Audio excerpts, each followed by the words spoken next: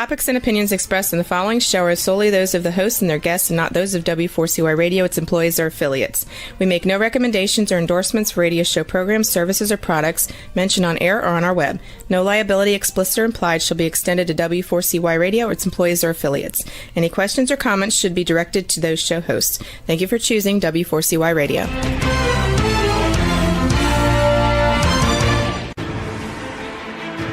What's working on purpose anyway?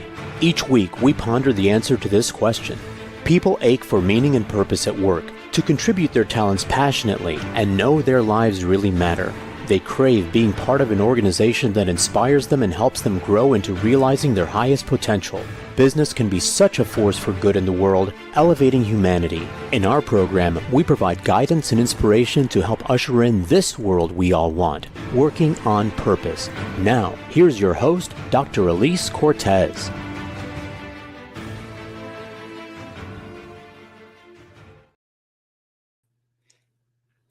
Welcome back to the Working on Purpose program, which has been brought to you with passion and pride since February of 2015. Thanks for tuning in this week. Great to have you. I'm your host, Dr. Alise Cortez. If we've not met before and you don't know me, I'm a workforce advisor, organizational psychologist, management consultant, logotherapist, speaker, and author. My team and I at Gusto Now help companies unleash their own gusto to enliven and fortify their operations by stoking the passion, meaning, and purpose of your team to align with your organizational aspirations. We do this by helping companies build a high-performance culture, inspirational leadership, and nurturing managers who meaningfully connect with their team members and coach them to develop more skills and contribute their highest performance and commitment. You can learn more about us and how we can work together at gusto-now.com and my personal site, alisecortez.com. Getting in today's program, we have with us Cecily Mak. She's a founding general partner at Wisdom Ventures, a purpose-driven investment fund backing companies at the intersection of technology and human flourishing, right up our alley. She's the voice behind the Clear Life Movement, the host of the Undimmed podcast, and the author of Undimmed, the 8 Awarenesses for Freedom from Unwanted Habits. We'll be talking about 8 powerful awarenesses from her book that support individuals in shifting unwanted habits, whether it's alcohol, overworking, perfectionism, or everyday digital distraction. She joined today from Mill Valley, California. Cecily, a hearty welcome to Working on Purpose. Oh, fantastic. Thank you so much for having me. It's great to be here. It is great to have you on. And as I mentioned, I learned about you from the Purpose Reset authors. So that's where I got you from. And let's go ahead and celebrate this new thing that's about to come into the world. And I'm reading a little bit early, Undimmed. Here it is. Awesome. It's gorgeous. It's great to see it live in the wild. Thank you for being one of my earliest readers. I'm so honored. I'm so honored. And as I said to you before we got on air, Cecily, I just think the writing is beautiful. Your storytelling is beautiful. The way you bring us really into your world in a very upfront and personal way is really compelling and very commendable. Thank you. Thank you so much. You're very welcome. So as you probably know from what we said before in our exchanges, and maybe even by looking at anything I do, websites or LinkedIn, you know that I stand for helping individuals and organizations realize their highest potential and step into their shine. So it occurs to me that your book is about living life full court, drinking in all its wonder. And so if you could share with us, why were you so compelled to write it? Yeah, I have one of those rare stories where I actually didn't set out to be an author. I had a vibrant career. It was on accident. Yeah, it was a little bit of an accident. Of course, there's certain moments where you have to really commit and follow through with the intention because it is an enormous amount of primarily solitary work to birth a book into the world. But I really used writing as a way for me to metabolize and process and learn around my own experiences of an unexpected decision to pause alcohol in my life. And when I made that break, and I realized how little community and resources available for people who weren't necessarily in the recovery, committing to sobriety camp, but also wanted to maybe reframe their relationship with alcohol or any other dimmer, as I refer to them. I realized that, I had some work to do in this space. And in processing my own experience and understanding my journey, I wrote about it. And first it was essays, and then I worked with an editor, and then I worked with a second editor. And over time, I really kind of defined my approach and way of relating to things that take me away from presence. And as I came to bring that book into the world, we actually ended up shopping what was my second planned book, not the first, which is this framework of the 8 awarenesses. And it really hit a chord. We had incredible response when my agent and I took it out to the big publishers, and we knew that there was something here that could be helpful to other people. And my own process of learning could actually be supportive of other folks as well. A couple of things, Cecily. So first, I love that idea of metabolizing your experience into a learning journey. I just think that's really, really yummy as a lifelong learner. And then secondly, I really want to commend you for what a compelling way you opened your book. You open your book with a story about choosing to step back into the house really quick and take a shot of vodka to get you through the day. Yeah. And that's compelling for a number of reasons. First, that it helps us all smack ourselves into a state of awareness of what are we doing that might also be dimming ourselves. Yeah. But I think it's just really powerful the way that you talk about this idea of what brought you into this learning journey to step you onto this path. Yeah. Yeah, no. And thank you for mentioning that. It was a tough moment in life. It was a tough moment to write about. And it was also a tough moment to agree to reveal to the world. I'm still professional. I run a venture fund. I run in very kind of polished circles, and that is a very raw and uncomfortable and awkward story. But I wanted to serve that interest and intrigue in people who are trying to find a way to relate to what I'm talking about here.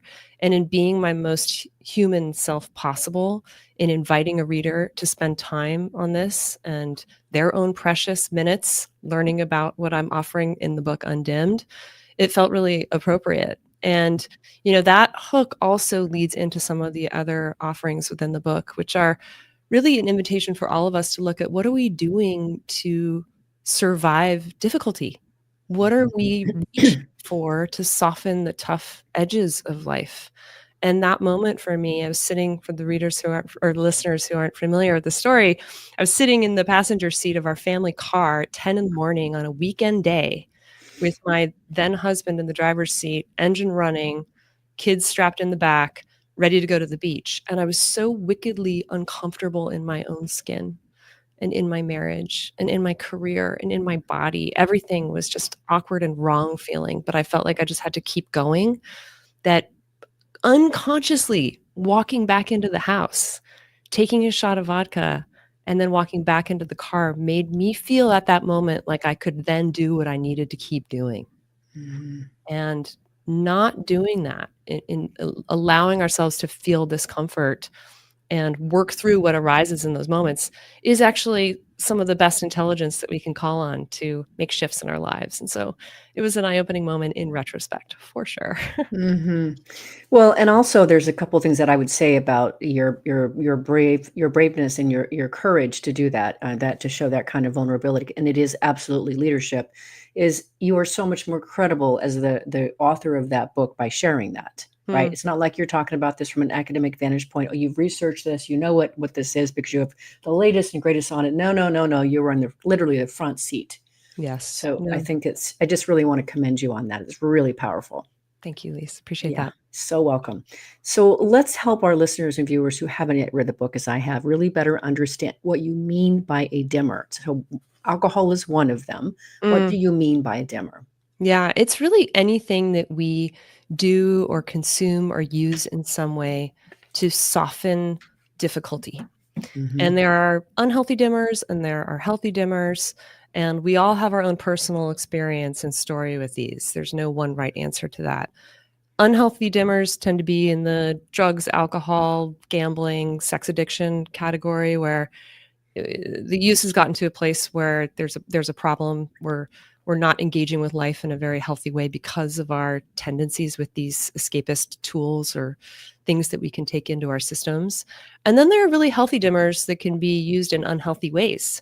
Work, food, exercise.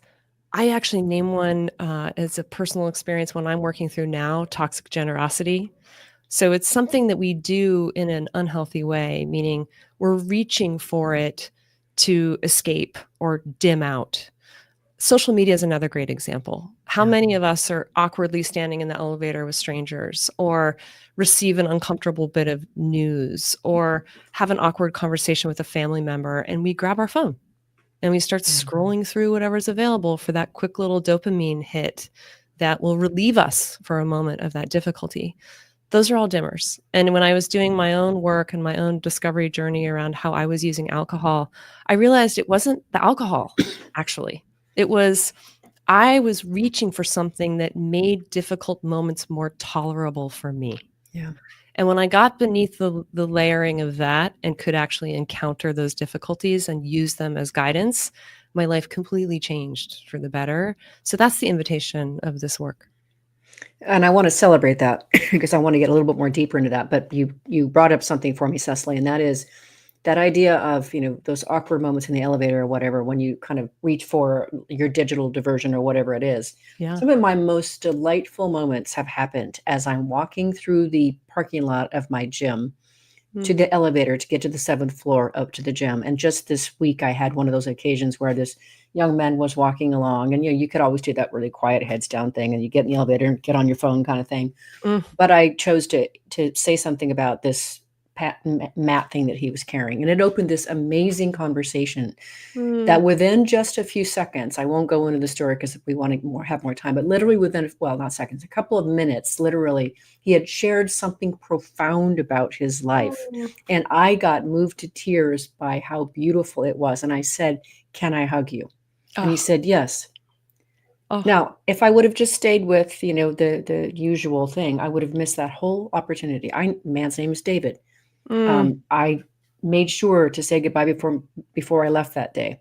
So what I see in your book, which is in beautiful alignment with what I'm trying to do with my life and my work, is you're asking us to become more aware of our dimmers and to be courageous in pursuing the life that we really want. That's what I get out of your book. Yes. It's two things. It's getting enough signal to have enough information to make changes that we might need to make. A great example that I think about a lot is there's certain people and contexts that we don't feel like we can handle unless we have a thing.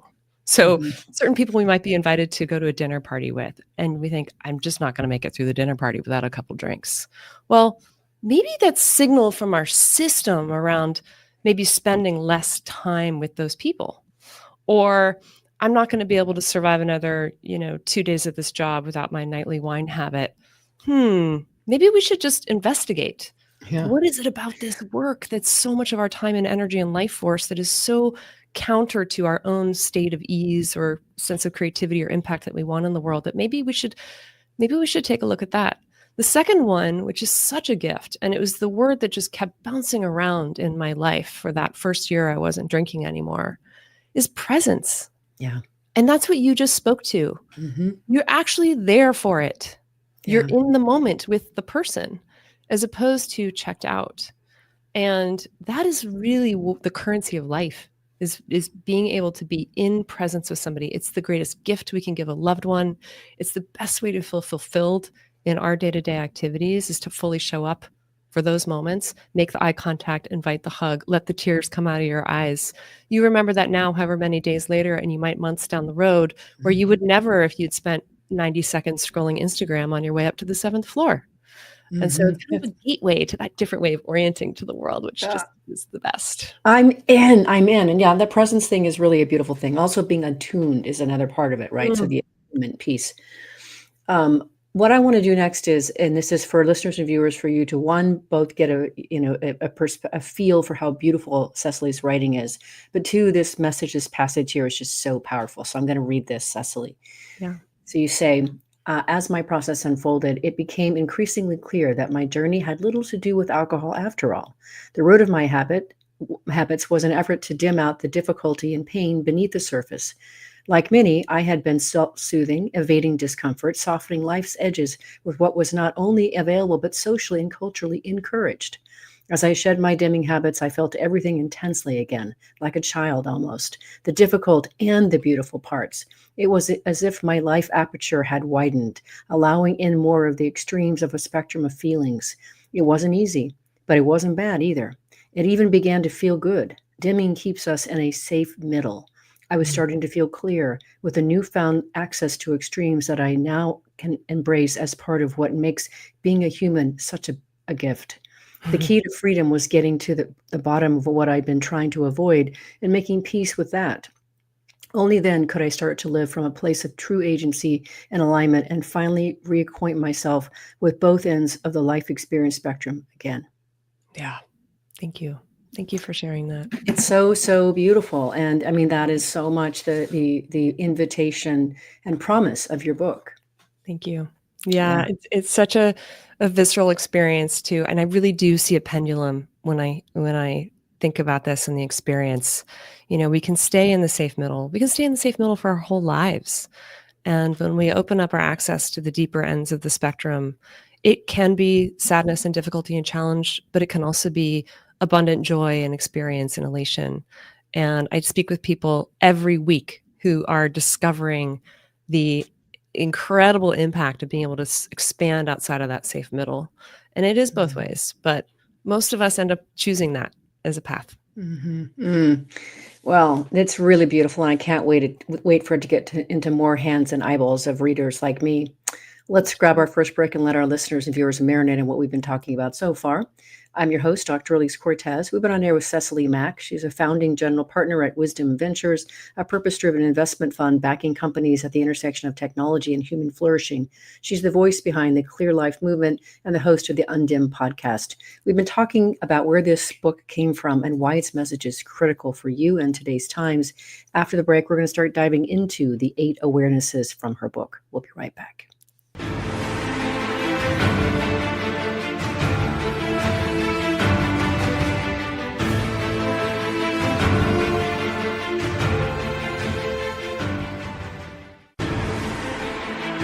Dr. Alise Cortez is a management consultant specializing in meaning and purpose, an inspirational speaker and author. She helps companies visioneer for greater purpose among stakeholders and develop purpose-inspired leadership and meaning-infused cultures that elevate fulfillment, performance, and commitment within the workforce. To learn more or to invite Alise to speak to your organization, please visit her at alisecortez.com. Let's talk about how to get your employees working on purpose.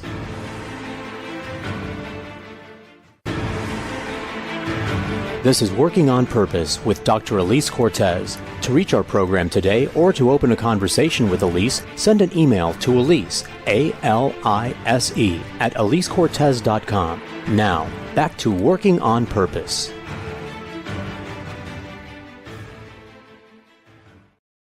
Thanks for staying with us and welcome back to Working on Purpose. I'm your host, Dr. Alise Cortez, as I am dedicated to helping create a world where organizations thrive because their people thrive. They're led by inspirational leaders that help them find and contribute their greatness, and we do business that betters the world. I keep researching and writing my own books. So one of my latest came out. It's called The Great Revitalization, How Activating Meaning and Purpose Can Radically Enliven Your Business. And I wrote it to help leaders understand what today's discerning and diverse workforce wants. What do they want from you to give their best and stay? And then I offered 22 best practices to equip you to provide that through your leadership and your culture. You can find my books on Amazon or my personal site, alisecortez.com. If you are just now joining us, my guest is Cecily Mak. She's the author of Undimmed, the 8 awarenesses for freedom and unwanted habits from unwanted habits. So I think it's fascinating that you adapted your system of 8 awarenesses from the 12-step process. So let's talk a little bit about where that came from and how it was that you decided to start there. Yeah, thank you. So I, as I mentioned earlier, I took a 30-day experimental break from alcohol in 2017, and that extended to 60 days, 90 days, and then a year. And in that year, 2018, I was grappling with all the things one might grapple with. Who are my people? What do I do socially? Do I still hang out in environments that are alcohol saturated? What about the work colleague meal that depends on a few glasses of wine? How do I handle that? And so in addition to doing my own inner work along the way, I was seeking out resource and community and guidance and tips on how to do this well. And multiple people recommended that I go to an AA meeting or more. And I was happy to, and I went to a number, and I had been in the AA system previously as a child of an adult alcoholic. So I was familiar with Al-Anon and the process. And I just couldn't embrace it as the path for me. And No judgment. I know that AA has helped millions of people and will help many millions more. But again, I didn't self-identify as an addict, and I didn't even self-identify as sober. So a lot of just the initial framework didn't fit for me. And I kept thinking to myself, I wish some of the similarities here, with my experience could be adapted into something that suited me better. And I talked to other people, in a similar place. They agreed. So I literally took the 12 steps of AA. I copied it off of the website. I pasted it into a Word document and I started editing. And I changed the language over 4 years to suit my experience and my needs. And at the end of it, we have the 8 awarenesses. The biggest difference between them and the 12 steps of AA are that the 8 awarenesses is much more about agency, freedom, and choice. Whereas I found the AA model was a bit more about surrender, diagnosis, and in many cases, stigma. So that's how the 8 awarenesses came to be. Beautiful, beautiful explanation and way to set up. So I don't know how many all we can get through this, but we'll do our best to get through most of the 8. And what I would love to do, Cecily, is just cue up a little bit about the awareness so people are aware of just what's available to you in the book, because the book has, ladies and gentlemen, so much more levels of richness to be able to understand and get into the awareness. Yeah. But let's start with the first one. It's called, you call it, My Life is Better Clear. Yes. And this one is really about the invitation or the provocation for us all to decide whether or not we are better off without this dimmer. I spent years trying to convince my late mother to pause and change her drinking habits, and she never really wanted to. And so all of those efforts were somewhat maddening and fruitless for us. I found that in order to be on this path of opting out of alcohol and staying committed to a dimmer-free life, that initial decision has to come from me. I have to believe my life is actually better clear. Yeah. So it's a reminder to come back to that anchor. I thought that it was interesting that you say the best way to explore this first awareness is to pause a dimmer of choice for a period and pay close attention. Yeah. See how you might be better off without it. Yes. I thought that was really powerful. Yes. And I want to invite people to realize it could really be anything. It could be removing your social media apps from your phone for a week and noticing what shifts. It could be deciding that you're not going to buy anything on Amazon all next month. It could be opting out of whatever maybe something you're ingesting, sugar, alcohol, tobacco, marijuana, and just pay attention. You don't have to have a bunch of, decision or judgment around it, but just with a lot of open-heartedness and self-grace, observe if the impact of that absence is positive or negative, what you miss and what you gain. I noticed, thanks to reading your book, on Sunday, I had a day of really great productivity, and I liked the idea of just organizing for the week. I've been on the road quite a bit, and things had gotten kind of messy and such, and I didn't know where my inbox bottom was or anything was. And I went through this big, huge period, and I did all that. And then I realized I still had like several hours left in my day or evening. Yeah. And I felt this immediate compulsion to do something with them. What do I do with that time? Like normally I would already have been through it. And because of your book, I stopped and I went, hang on a minute. Why am I being compelled to do something with this time? What am I trying to fill it with? So thank you, Cecily. It's already starting to seep into my being. So thank you. I love that. Yes. Busyness is a big one. That's one I'm still battling with. And anyone who reads my Substack will see that it's one that pops up regularly. I do the same thing that you just described. Open time, negative space. My reflex is to fill it. Yep. And there's a beautiful invitation there to wonder why. And what happens if we do less doing and more being, and what might emerge in that space. Well, and that's what I went into. I went into that inquiry thanks to you. Oh, thank you. Yeah, you're welcome. Okay, so the second awareness is I choose what I consume. Oh, this is perhaps the most empowering of them. And I like to think of the awarenesses as kind of mini mantras we can put in our pocket and pull out when we need them. This awareness around choice, I choose what I consume, really applies broadly and can define our experience of life if we use it well. So my insight around this originally came from realizing that if I was going to drink, there were many steps between thought and consumption. And I write about this in great detail in the book. You have to get somewhere where there is alcohol. You have to usually procure it in some way. Then there's a pouring and a lifting and a sipping, and 10 or other steps in between there. And when I realized how much choice I had every step of that way, it made me feel very empowered to make choices that were aligned with my previous decisions instead of feeling like a surrender or a victim orientation. And then once I kind of passed the alcohol hurdle, and I keep alcohol in my house. We offer alcohol to guests. I choose to not drink every day. I'm conscious of that choice. I realized there were other areas of life where that same awareness can apply. For example, what people do we spend time with? What do we read or listen to or watch? This awareness, I choose what I consume, applies to so many areas of our lives.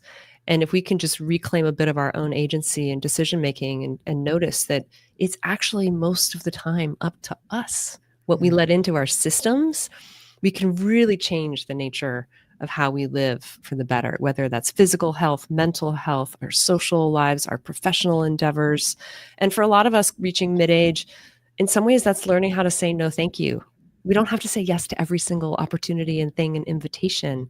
We're bringing all of this into our systems and our calendars. So let's choose carefully what we actually want to say yes to or not.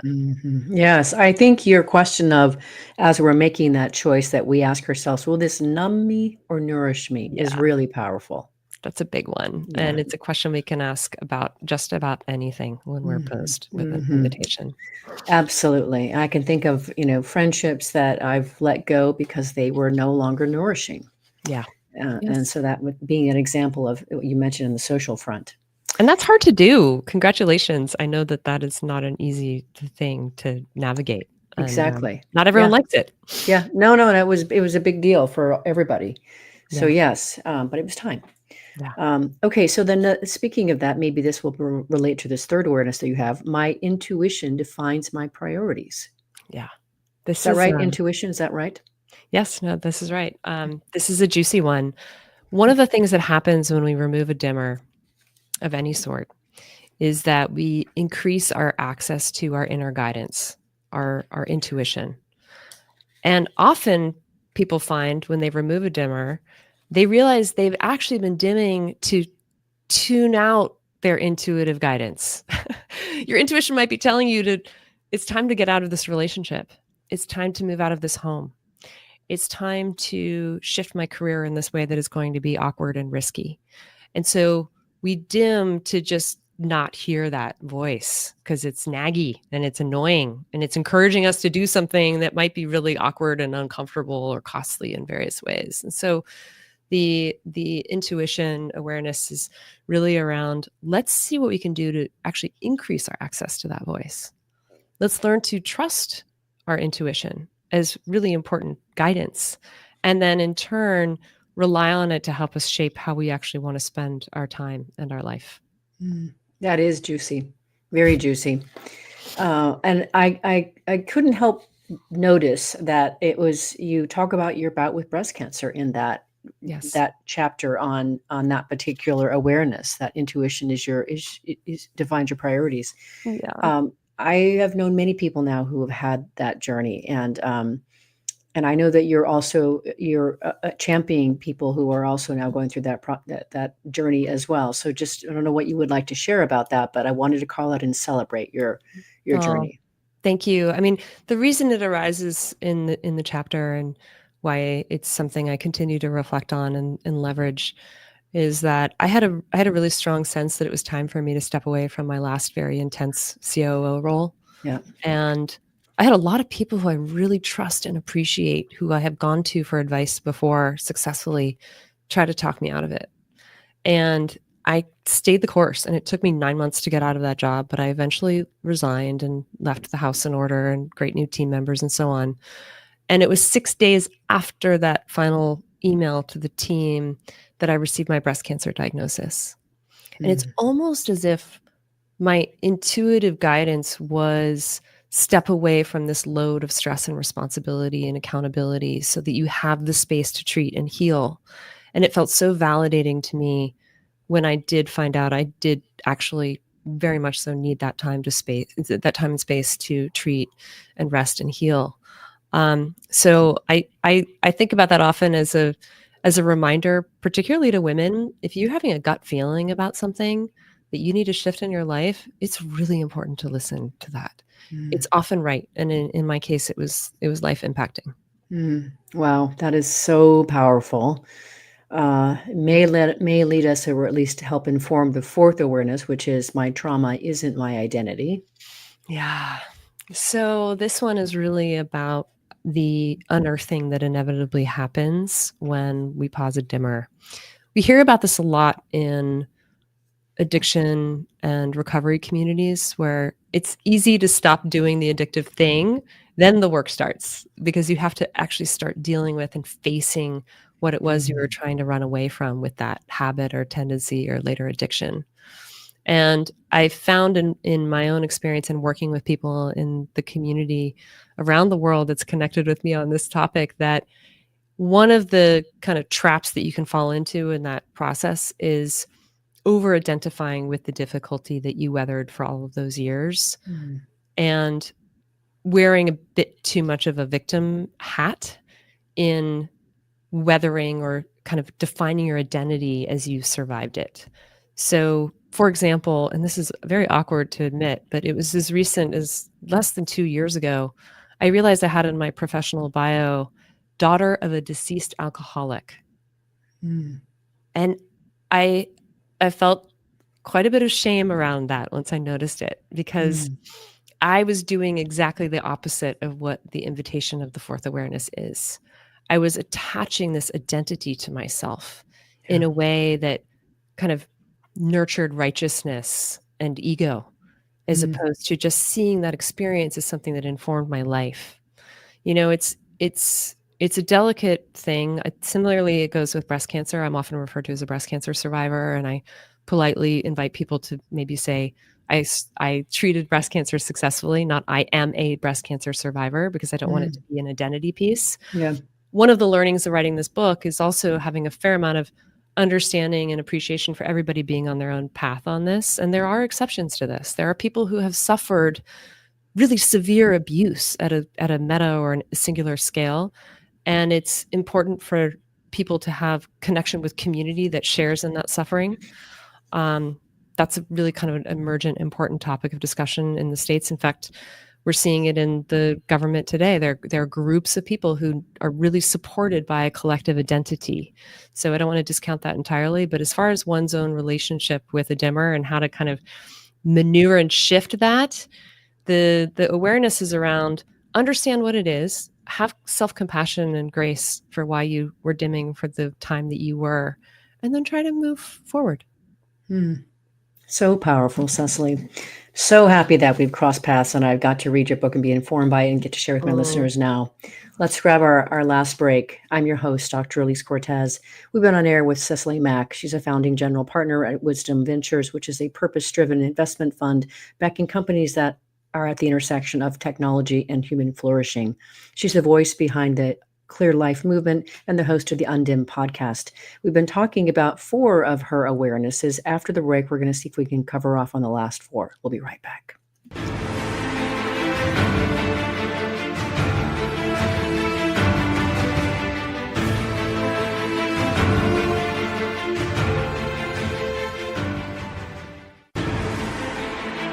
Dr. Alise Cortez is a management consultant specializing in meaning and purpose, an inspirational speaker and author. She helps companies visioneer for greater purpose among stakeholders and develop purpose-inspired leadership and meaning-infused cultures that elevate fulfillment, performance, and commitment within the workforce. To learn more or to invite Alise to speak to your organization, please visit her at alisecortez.com. Let's talk about how to get your employees working on purpose.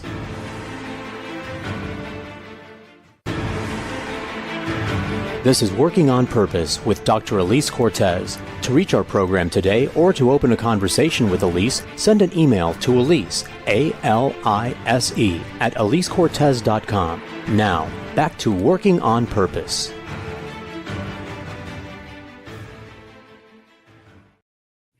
Thanks for staying with us and welcome back to Working on Purpose. I'm your host, Dr. Alise Cortez.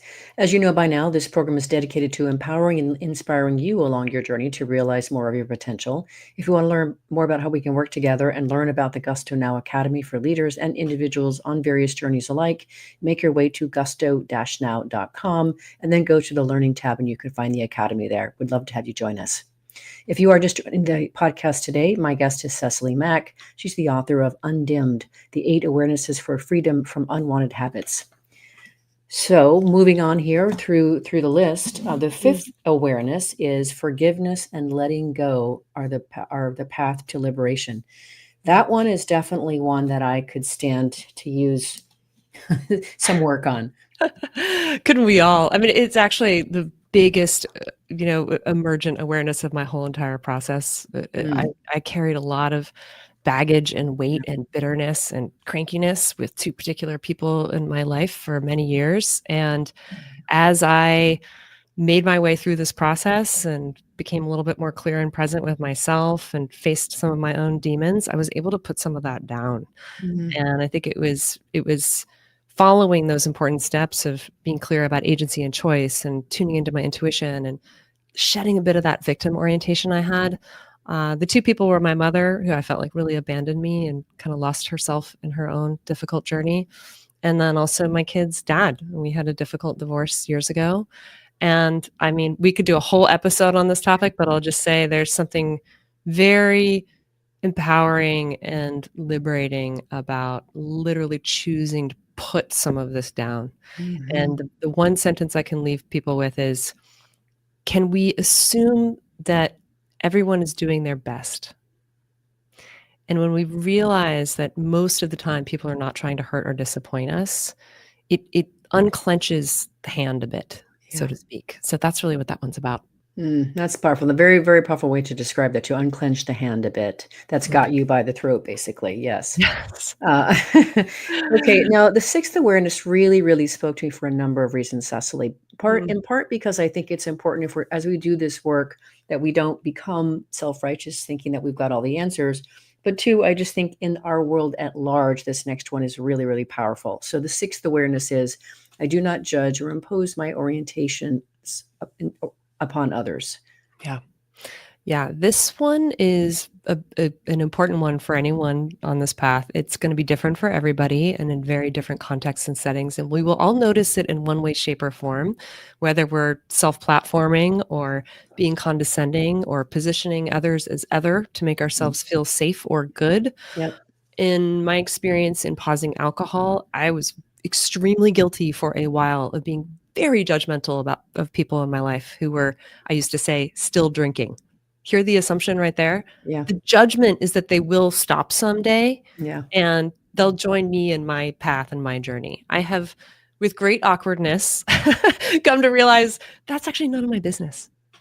And what people do and what they choose and how they live their lives might be great for them. My path, my awareness is, I know what works for me and I can follow that. And I'm still learning. I'm making mistakes all the time, but it's not my role to sit somewhere and impose my judgment and expectations on others. Yes. And I thought it was so powerful what you shared with your interaction with someone named Trey in the book. And I want to situate this as not just, for your own dimmer, but for any of our dimmers and how we choose to pause them. But you write in your book, he says to you, your choice to not drink is like a meditation bell. It makes others around you pause, reflect for a moment, and on their own habits. And I think that's really powerful. And what I got from that is, since we all have dimmers and we all choose to take a pause on those dimmers, we too can be that meditation bell. And I think that I thought was really powerful.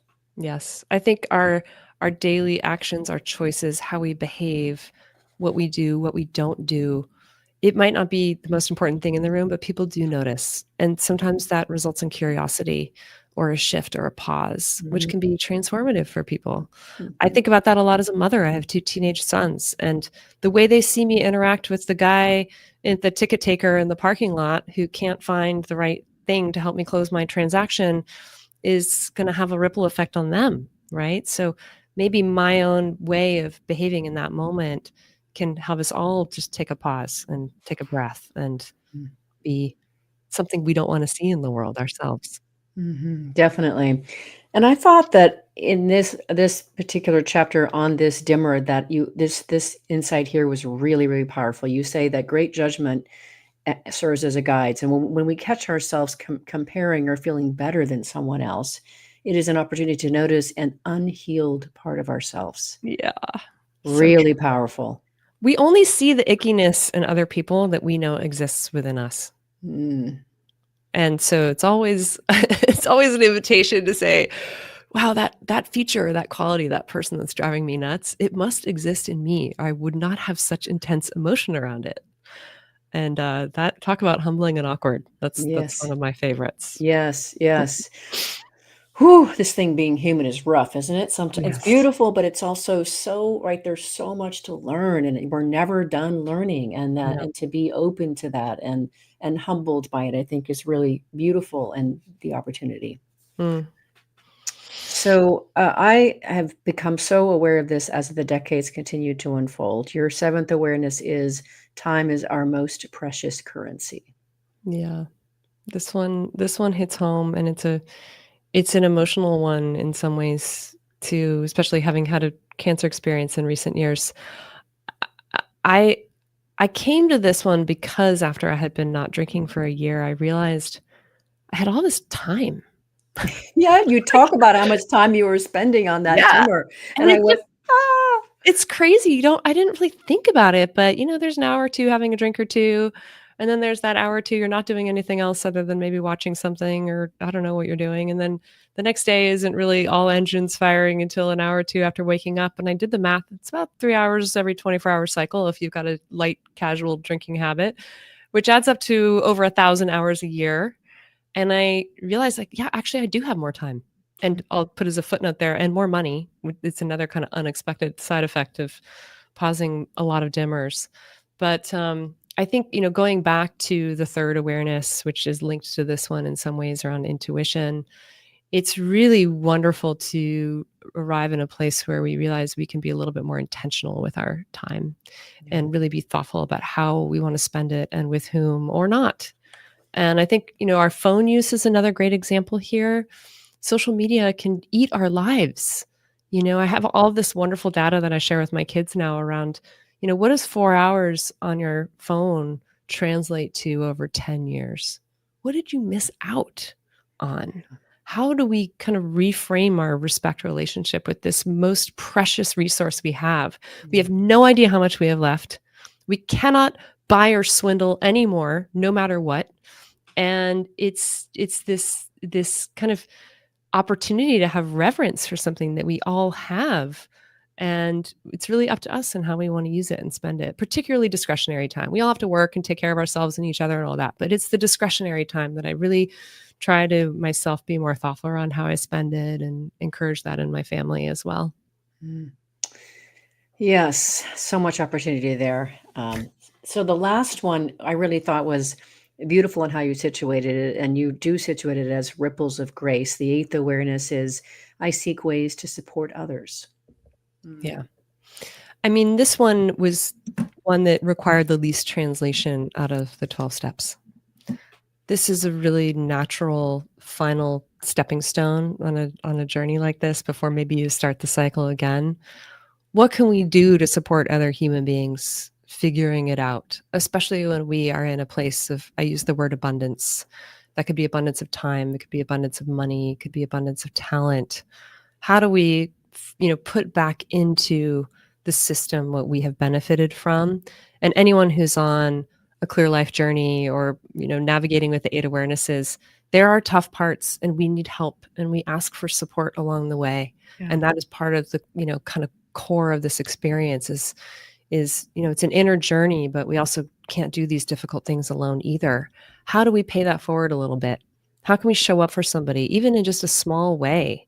For me, it's often coffee with somebody, a mom in my community who says, hey, I just hit perimenopause and this white wine thing isn't working for me anymore. I know you don't drink. Can we talk? Yes, I would love to spend an hour with you. Let's go sit down on a park bench somewhere and compare notes. I mean, I think that those are just wonderful gestures. And it's easy in our lives today to get siloed into our me orientation and all the things we have to do. And it's just it's a reminder to try to offer up a little bit of what we've been so fortunate to bring into our own lives. What I love about that is that it really aligns with my work and what's called logotherapy. Logos is Greek for meaning, so it's really about vitalizing through meaning. Is that it really speaks to that we are at our best when we are serving and helping others. Yeah. That is when we are our most vivacious and vital. Yeah. And look what you're doing. This is amazing that you're doing it. It's awesome. I love being a witness to your work. Well, thank you. Well, and that brings me to my next question, really. You were talking about, being in service to others, but here it is. You've written a book to help us live our bigger, better, best life, which we can immediately benefit from. But if I didn't help situate that part of what you're also doing is to be able to bring forth and continue to nurture your own mission, you're about raising awareness about and taking a stand against alcohol, that it is a carcinogen. And so if you could share a bit, and we've been talking about there's lots of dimmers that we all can opt into and use, but this particular one has become something really important for you. Yeah. And just a gentle clarification, I wouldn't say I'm against alcohol per se. What I am for is informed consent with regard to alcohol. We are in the United States in particular subject to a lot of lack of or misinformation about the risks associated with alcohol because the big alcohol industry in its behemoth and very predictable ways is actually keeping science and research and helpful warning information out of the public sphere for their own commercial self-interests. This infuriates me. I had been alcohol-free for 5 years when I had my breast cancer diagnosis, and it was only in researching what may have contributed to my cancer that I unearthed that alcohol is a group 1 carcinogen alongside tobacco and asbestos. At that point, 2 years ago, less than half of Americans knew that. The percentage is gradually increasing, in large part thank you to Dr. Vivek Murthy's U.S. Surgeon General's report on the topic in January of 25. But we have a long way to go. And in my work with the United States Alcohol Policy Alliance, which is a Washington, D.C. based nonprofit, really working to help increase awareness and understanding around the risks and make alcohol less of a harmful feature of our culture, I see a lot of room for us to improve in this space. So I thank you for bringing it up. I do invite people to be informed, do the research, be one of informed consent when you put things into your body. Yeah, back on the choice of consumption. I choose what to consume. Yeah. So it goes by so fast, Cecily. This has been amazing. Regarding your 8 awarenesses and stepping into this fuller experience of life and expression of life, what would you like to leave listeners with today? Such a good question. I think the one that I come back to a lot in my community and myself is listen to yourself. We all know when there's something that needs to shift or change or evolve. And it's really easy to find a way to kind of dim out that guidance. And I just encourage us all to tune in, trust ourselves. We actually know what changes or evolutions we want to make. And that guidance is really, really valuable wisdom that can help us kind of get our life back onto an orientation that feels better. I want to echo that, Cecily. There is just so much information, data, wisdom available when we learn how to really tap into it. And I love that your message is for us, if we remove those dimmers, we have much greater access to all of that. Yes, absolutely. Very grateful that when I reached out to you on LinkedIn saying, hey, I've got this podcast, I want you to come on and talk about your book, that you didn't just ignore it, but you responded with a yes. Cecily, thank you so much for writing your beautiful book, sharing it with the world. I get to be one of the first readers and coming and working on purpose to talk about it. It's been an honor to have you on. Oh, the honor is mine. And I'm so grateful for the work that you're doing and the impact you're having. And thank you for inviting me. Thank you for sending the note. Maybe I'll just reach out to people we want to connect with a little bit more. Absolutely. Delighted. Yes. Anybody that you think I should talk to, and likewise, well, I'll say that I want to talk, that you think I should talk to, just send them my way, make the introduction. I'm in. I trust your judgment and your intuition. Awesome. Will do. Listeners and viewers, you are going to want to learn more about Cecily Mak, the work she does at Wisdom Ventures, and her new book, Undimmable. You can start by visiting her website. It's cecilymak.com. And let me spell that for you. It's CECILYMAK, cecilymak.com. Next week, we'll be on the air with Lamel McMorris talking about his new book, The Power to Persist, 8 Simple Habits to Build Lifelong Resilience. See you then, and together, let's lean in and learn how to create destination workplaces where people thrive, grow into their higher potential, all while doing business that betters the world. Let's work on purpose. We hope you've enjoyed this week's program. Be sure to tune into Working on Purpose, featuring your host, Dr. Alise Cortez, each week on W4CY. Together, we'll create a world where business operates conscientiously, leadership inspires impassioned performance, and employees are fulfilled in work that provides the meaning and purpose they crave. See you there. Let's work on purpose.